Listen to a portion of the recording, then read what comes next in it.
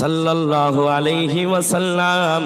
যারা নবীকে অনুসরণ করবে তারা এই রাস্তার উপরে চলা তাদের জন্য সহজ হবে। আমি আস্তে আস্তে যাব, একটু গভীর মনোযোগ দিয়ে শুনুন। আল্লাহ তিনি দুনিয়ার জমিনে পয়গম্বরকে শেষ নবী, আমার আপনার নবীকে শেষ নবী হিসাবে নির্বাচিত করলেন। নবীজি দুনিয়ায় আসলেন। দুনিয়ায় আসার পরে 40 বছরের আগ মুহূর্ত পর্যন্ত তিনি অনেক পথ অবলম্বন করেছিলেন মানুষকে সঠিক রাস্তায় নিয়ে আসার জন্য, মানুষকে মানুষ রূপে বানানোর জন্য, সুন্দর রূপে একটা সৎ মানুষে পরিণত করার জন্য।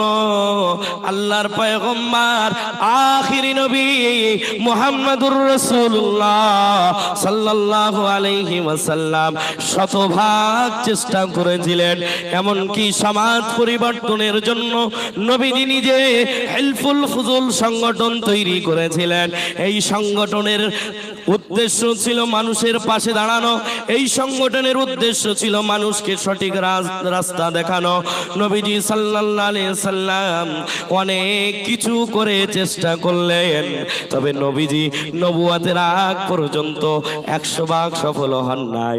আল্লাহ রাব্বুল আলামিন যখন নবীজির উপরে কোরআন নাযিল করা শুরু করলেন, এই কোরআন দিয়ে নবীজি যখন দাওয়াত দেওয়া শুরু করলেন, এই কোরআনের কারণে দুনিয়ার জমিনে ওই সময় বর্বরতার সময় ওই যুগে যাদের কোনো মর্যাদা ছিল না, যাদের কোনো সম্মান ছিল না, তবে নবীজি নবুয়ত পাওয়ার দায়িত্ব পাওয়ার পরে, কোরআন পাওয়ার পরে, এই কোরআন দিয়ে সমাজ চালানো, এই কোরআন দিয়ে সমাজ পরিবর্তন করার নিয়তটা আল্লাহ রাব্বুল আলামিন কবুল করে নিয়ে, যে মানুষগুলোর কোনো মর্যাদা ছিল না, যে মানুষগুলোর কোনো ইজ্জত সম্মান ছিল না, যাদের মর্যাদা যাদের সম্মান জিরো ছিল, তবে কোরআনের সংস্পর্শে আসার কারণে আল্লাহ রাব্বুল আলামিন ওই মানুষগুলোকে হিরোই পরিণত করে দিলেন। জোরে বলুন, আরো জোরে বলুন।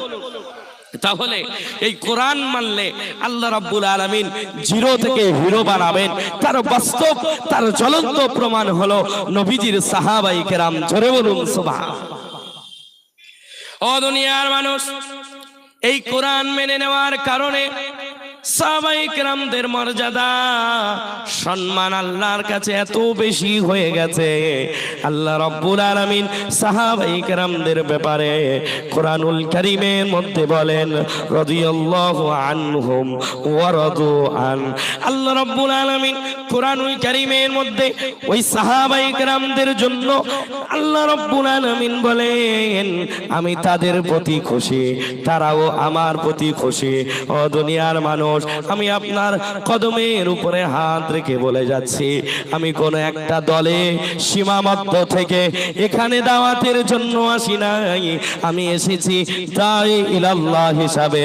আমি আল্লাহর বান্দাগুলোকে, নবীর উম্মাতগুলোকে আল্লাহর দিকে ডাকবো।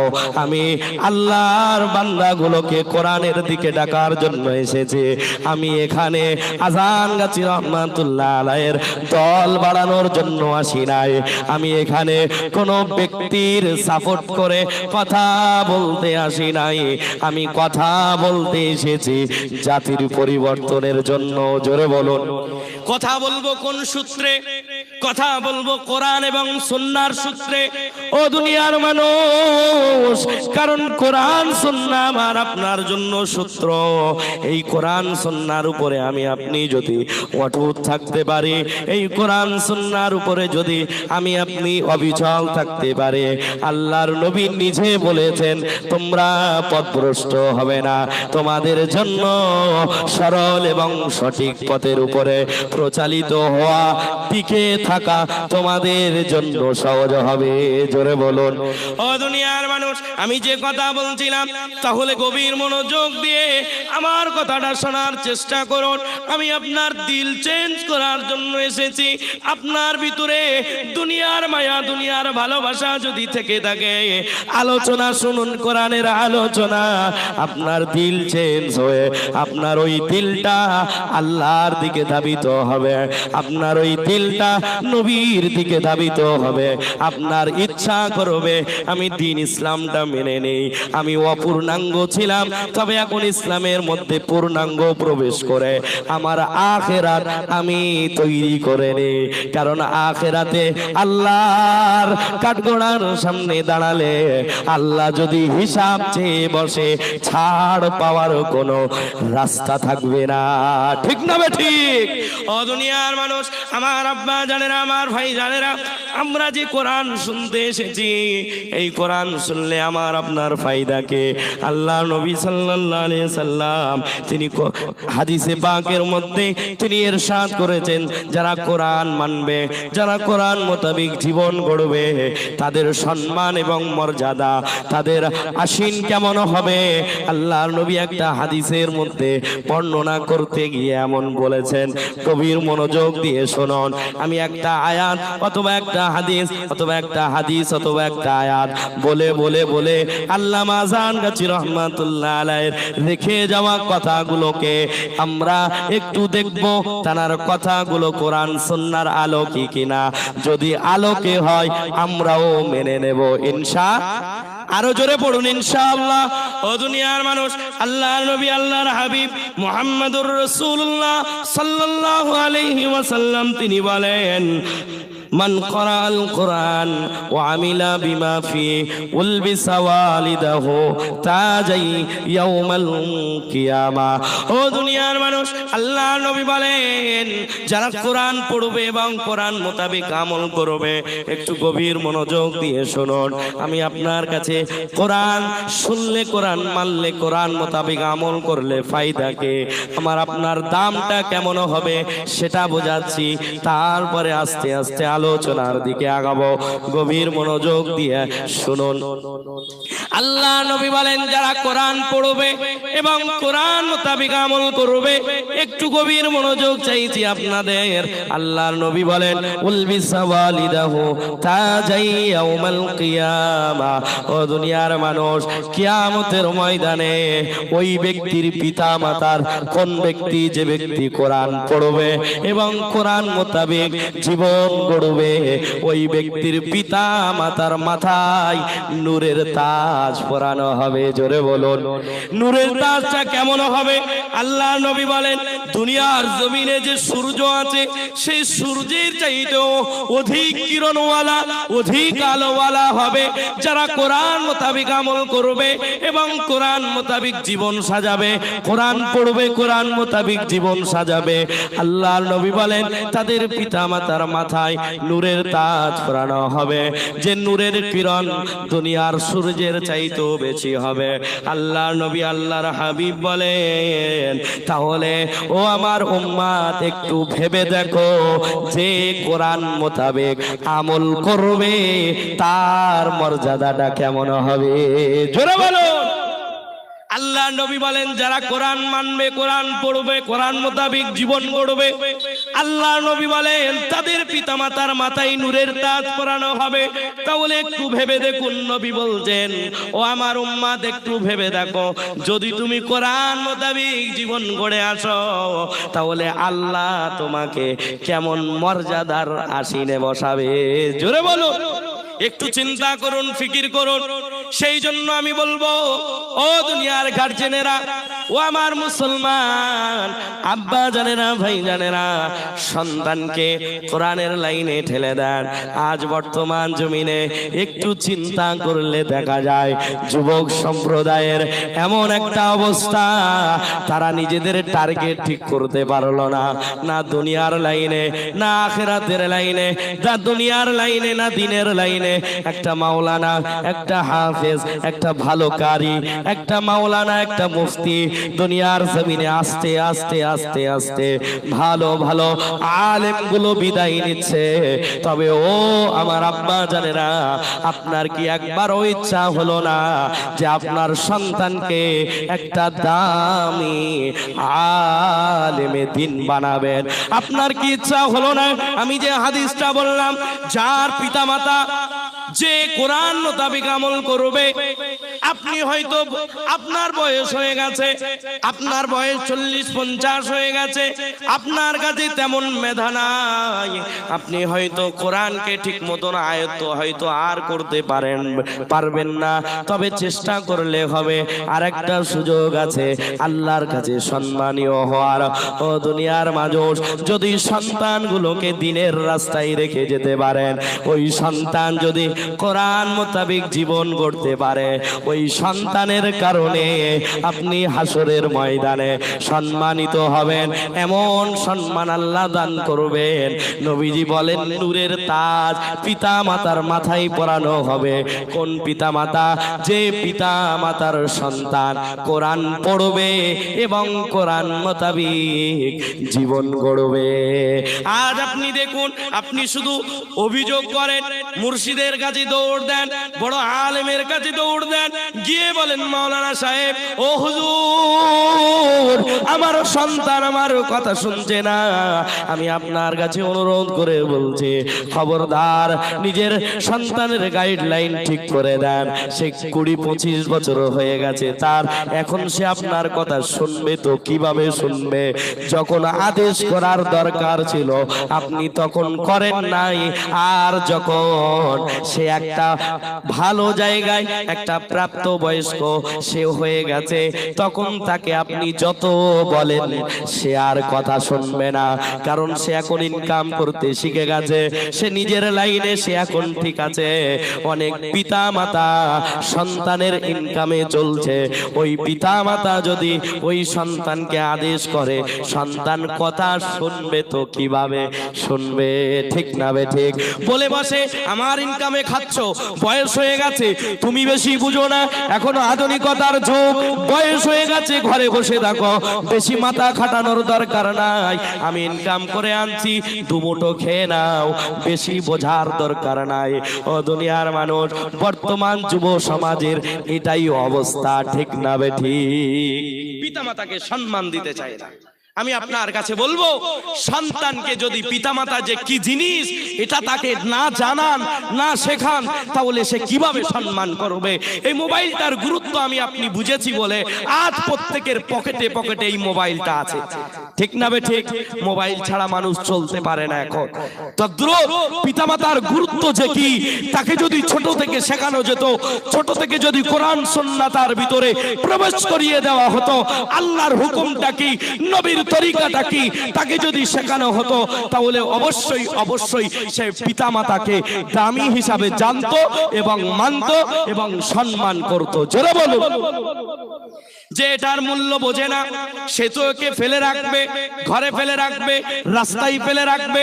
তদ্রুপ বর্তমান সমাজের যুব সমাজ পিতামাতা যে কত দামি এটা জানে না, বোঝে না, কারণ তার মধ্যে দ্বীনি জ্ঞান নাই, ঠিক না বেঠি? আমি কি বলতে চাইছি একটু গভীর মনোযোগ দিয়ে শুনুন। আমি গার্জিয়ানদেরকে বলে যাব, হাতে না ধরে পাই ধরে সন্তানের টার্গেট ঠিক করে দেন, সন্তানকে হয় দুনিয়ার লাইনে ঠিক মতন ভাবে ভালো একটা ডাক্তার, ব্যারিস্টার, উকিল তৈরি করুন, যোগ্য জায়গায় পৌঁছে দেন। আজ বর্তমান সমাজে আমার আপনার অবস্থানটা দেখুন, আমাদের মধ্যে দামি উকিল নাই, আমাদের মধ্যে দামি ডাক্তার নাই, আমাদের মধ্যে দামি কোনো MBBS নাই, আমাদের মধ্যে দামি কোনো সায়েন্টিস্ট নাই, দামি কোনো গবেষক নাই। আমাদের শিক্ষার হার কমেছে বলে আমাদের সমাজে মুসলিমদের অবস্থা বড় দুরবস্থা, ঠিক না বেঠি? বর্তমান সময়ে এটা দেখছি, একটা যুবকের টার্গেট বড় জোর উচ্চ মাধ্যমিক পর্যন্ত, কলেজে যাব, প্রথম সেমিস্টার পুরো করব, তারপরে বিয়ে করব, এই কাজে যাব, কেরালায় যাব, চেন্নাই যাব, এখানে ওখানে গিয়ে ইনকাম করব দুনিয়া। তবে দিনও হলো না, তার এবং দিনের রাস্তায় এবং দুনিয়ার রাস্তায় তার কোনো একটা যোগ্য জায়গায় সে পৌঁছাতে পারলো না, আপনি বলুন তার ভবিষ্যৎটা আসলে কি? আমি অনুরোধ করছি, হাতে না ধরে পাই ধরে বলে যাচ্ছে, আমার বলার উদ্দেশ্য হলো এটাই, আপনি নিজের পরিবারকে খেয়াল রাখুন, সন্তানের খেয়াল রাখুন, সন্তানের গাইডলাইন আপনি ঠিক করে দেন। আসুন আমি যে কথা বলছিলাম সেই কথার দিকে গভীর মনোযোগ দিয়ে শুনি। আল্লাহর নবী বলেন, যারা কোরআন মানবে তাদের মর্যাদা একটু তোমরা ভেবে দেখো কতটা। আমরা কোরআন থেকে আলোচনা শুনতে এসেছি, আল্লাহ রাব্বুল আলামিন কোরআনুল কারীমের মধ্যে আমার আপনার জন্য ঘোষণা দিলেন। গভীর মনোযোগ দিয়ে আমরা একটু শোনার চেষ্টা করব। আল্লাহ রাব্বুল আলামিন কোরআনুল কারীমের মধ্যে সূরা তাহার ভিতরে তিনি আমার আপনার জন্য জানিয়ে দিলেন আমার তেলাওয়াতকৃত আয়াত। আসুন এবারে আস্তে আস্তে আলোচনার দিকে গভীরের দিকে যায়। আল্লাহ রাব্বুল আলামিন বলেন, ইন্নাহু মাইয়াতি রাব্বাহু মুজরিমা। আল্লাহ রাব্বুল আলামিন বলেন, নিশ্চয়ই যারা আমার কাছে অপরাধী হয়ে আসবে, ফা ইন্না লাহু জাহান্নাম, আমি আল্লাহ তাদের জন্য জাহান্নাম তৈরি করে রেখেছি। ও দুনিয়ার মানুষ, আমার আব্বা জানেরা, আমার ভাই জানেরা, অপরাধী হলেই বিপদে পড়তে হবে, মুজরিম হয়ে গেলেই আল্লাহর কাছে বিপদে পড়তে হবে। যারা অপরাধী হয়ে আল্লাহর কাছে উপস্থিত হবে, আল্লাহ তাদের জন্য জাহান্নাম তৈরি করে রেখেছে। আল্লাহ রাব্বুল আলামিন বলেন, ওই জাহান্নামের জায়গাটা কেমন হবে? লা ইয়ামুতু ফিহা ওয়ালা ইয়াহইয়া। ও দুনিয়ার মানুষ, আল্লাহ রাব্বুল আলামিন বলেন, জাহান্নামের জীবনটা এমন হবে, জাহান্নামে অবস্থাটা এমন হবে, না মউত থাকবে না হায়াত থাকবে, একটু হায়াত আবার মউত, আবার মউত আবার হায়াত, এভাবে চলতেই থাকবে, চলতেই থাকবে। আল্লাহ রাব্বুল আলামিন তারপরে তিনি বলছেন, ওয়া মাইয়াতিহি মুমিনা। গভীর মনোযোগ দিয়ে শুনুন। আল্লাহ রাব্বুল আলামিন কোরআনুল কারীমের সূরা তাহার যে আয়াতটা আমি পড়লাম, তারপরে আয়াতে আল্লাহ রাব্বুল আলামিন বলেন, এবং যারা আমি আল্লাহর কাছে মুমিন হয়ে আসবে, বিশ্বাসী হয়ে আসবে, কদ আমিলাস সালিহাত, এবং সত্য আমল নিয়ে আসবে, ফাউলাইকা লাহুমুদ দারাজাতুল উলা, আমি আল্লাহ তাদের জন্য উচ্চ মাকামের ব্যবস্থা করে রেখেছি। জোরে বলুন, আর একটু জোরে বলুন। ও দুনিয়ার মানুষ, মনোযোগ দিয়ে শুনি। আল্লাহ বলেন, যারা মুমিন হয়ে আসবে, সাথে আমল থাকবে, নেক আমল, তাদের জন্য আমি আল্লাহ জান্নাত তৈরি করেছি। এমন জান্নাত যে জান্নাতের তলদেশ হতে নহর প্রবাহিত হচ্ছে। জোরে বলুন। ও দুনিয়ার মানুষ, আমার আব্বা জানেরা, আমার ভাই জানেরা, আল্লাহ বলেন তাদের জন্য উচ্চ মাকাম, সেই উচ্চ মাকাম এমন এক জান্নাতের ব্যবস্থা তাদের জন্য করে রেখেছে, যে জান্নাতের তলদেশ হতে নহর প্রবাহিত হচ্ছে। আল্লাহ রাব্বুল আলামিন তার পরের অংশটা বলছেন, ওয়াজালিকা জাযাউ মা তাযাক্কা।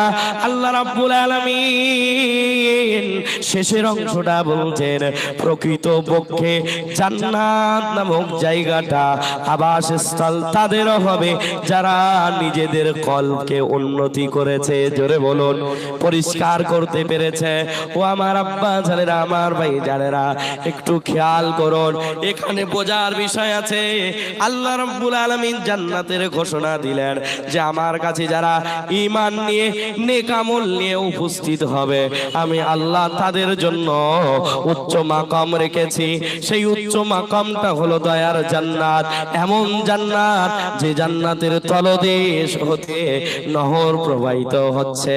এখানে তো কথা শেষ ছিল, কিন্তু আল্লাহ রাব্বুল আলামিন শেষ অংশটা ওয়াজালিকা যালিকা জাযাউ মা তাযাক্কা। আল্লাহ এই কথাটা কেন বললেন? আল্লাহ এক কথাই চূড়ান্ত কথা জানিয়ে দিলেন, যারা নিজেদের দিলকে সাফ করতে পারবে, আমি আল্লাহ জান্নাত নামক জায়গাটা আমি আল্লাহ তাদের নামে দিয়ে দেব। জোরে বলুন। ও দুনিয়ার মানুষ, এই মজলিসটা যিনি প্রতিষ্ঠিত করেছেন আল্লামা আযান গাছী রাহমাতুল্লাহ আলাইহি, এখানে আপনি ব্যানারে দেখতে পাচ্ছেন শুরুতে উপরে লেখা আছে বিনা পয়সায় দিন ও দুনিয়া শান্তি মঙ্গল রূহানি তারাক্কির উপায়। আল্লামা আযান গাছী রাহমাতুল্লাহ আলাইহি বিনা পয়সার কথা বলেছেন। এই বিনা পয়সার কথা শোনার পরে অনেকেই জ্ঞানী ব্যক্তি শেষের দিকে না গিয়ে শুধু বিনা পয়সায় এই শব্দটা শোনার পরে এমন একটা রিয়াক্ট করে যে আল্লামা আযান গাছী রাহমাতুল্লাহ আলাইহি তিনি যোগ্য আলেম হওয়ার পরেও ভুল যেন বলে গেছেন। ও বাবাজি, কথা বুঝতে হলে কথাটা পরিপূর্ণ পড়তে হবে, সেটাকে একবার নিজের ব্রেনে নিয়ে নিজের মস্তিষ্কে নিয়ে একটু ভাবনা চিন্তা করতে হবে। আল্লামা আযান গাছী বলেছেন বিনা পয়সায় আমি আপনি এই বিনা পয়সায় পর্যন্ত আটকে পড়ে থাকি আর বলে বসি এই ডিজিটাল যুগে বিনা পয়সায় আবার কিছু হয় নাকি? ও দুনিয়ার মানুষ, বিনা পয়সায় যে কিছু হয় না। 10, 15, 20 হাজার 50 হাজার টাকা নিয়ে যদি মার্কেটে যাওয়া হয় সেই টাকাটা নিমিষেই শেষ হয়ে যায় কিছু কেনাকাটা করলে। তবে এই কথাটা আল্লামা আযান গাছী রাহমাতুল্লাহ আলাইহি জানতেন যে বিনা পয়সায় দিনের এবং দুনিয়ার কোনো লাভ নাই, কোনো কিছু তেমন কিছু হবে না, বিনা পয়সায় কিছুই হয় না, এটা তিনিও জানতেন। তবে তিনি কেন বললেন একটু আমার কথাটা বোঝার চেষ্টা করুন। ও দুনিয়ার মানুষ, আমার আব্বা জানেরা, আমার ভাই জানেরা, বিনা পয়সায় দিন ও দুনিয়া শান্তি ও মঙ্গল তিনি শেষে শব্দ ব্যবহার করেছেন শান্তি মঙ্গল। আমাদের সমাজে সুখ শান্তি একসাথে ব্যবহার হয়, সুখ শান্তি একসাথে ব্যবহার হয়, কিন্তু এটা ঠিক না, এটা শতভাগ ঠিক না। কারণ সুখ টাকা থাকলে হয়, সুখ গাড়ি থাকলে হয়, সুখ সুন্দর বিবি থাকলে হয়, সুখ দামি একটা বিজনেস থাকলে হয়, সুখ ক্ষমতা থাকলে হয়, তবে শান্তি পাওয়া যায় না। শান্তি মূলত যারা নিজেকে চেঞ্জ করেছে, অর্থাৎ দুনিয়ার জমিনে আসার পরে তারা মানুষ হিসাবে তারা এটা চিন্তা করেছে, তারা বিবেক দিয়ে, যে আসল সফলতার পথ হলো আল্লাহকে মেনে নেওয়া, নিজের নফসটাকে পরিবর্তন করে দুনিয়ার লাইন থেকে দূরে নিয়ে, দুনিয়ার মায়া থেকে দূরে নিয়ে যদি এই নফসটাকে আল্লাহর দিকে ধাবিত করতে পারি তাহলে আমি সফল হব। আল্লামা আযান গাছী রাহমাতুল্লাহ আলাইহির কথাটা তদ্রূপ, শান্তি ও মঙ্গল। তিনি সুখ শান্তি বলেন নাই। সুখ টাকা থাকলে হতে পারে, আপনার কাছে অনেক ক্ষমতা আছে,